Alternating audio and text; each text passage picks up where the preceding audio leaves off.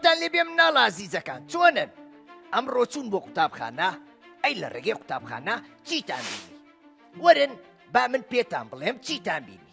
هەموو ئەو بڵاو کراوە و وێنەی کەسایەتی و نووسینانەتان بینی بەسەر دیوار و دار و ستوونی کارەبا و ڕووناکیەکانەوە.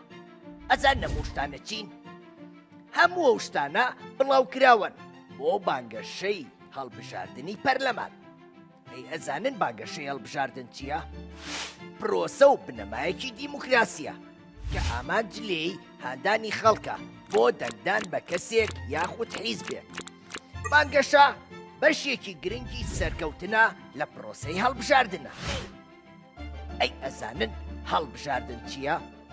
هەڵبژاردن ئەو هەل لە ڕەخساوەیە بۆ زۆرینەی هاوڵاتیان ئەوانەی کە مافی دەنگدانیان هەیە، واتە ئەو کەسانەی کە تەمەنی 18 ساڵیان تەواو کردووە ئەتوانن بەشدارێکی کارابن لەو پرۆسەیە بۆ دەستنیشانکردن و دەنگدان بەو کەسەی کە لەگەڵ خواست و داواکاریەکانی تۆیان گونجاوە.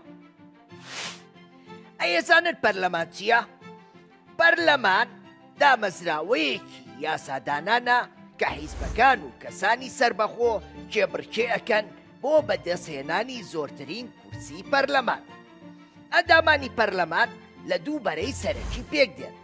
یەکێکیان پشتگیری حکوومەتەکە، چونکە ئەو کەسولانەی زۆرترین کورسی پەرلەمانی بەدەستێناوە بەشداری لە حکوومەت و پێکهێنانیەکە.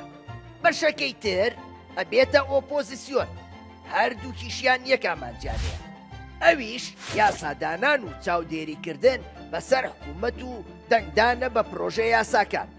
هەوڵ ئەدەن چاکترین و باشترین یاسا دەربکەن بۆ ئەوەی خەڵک لە ژێر چەتری یاسادا تەواو سوودمەند بێت و زۆرترین خزمەت بکرێت.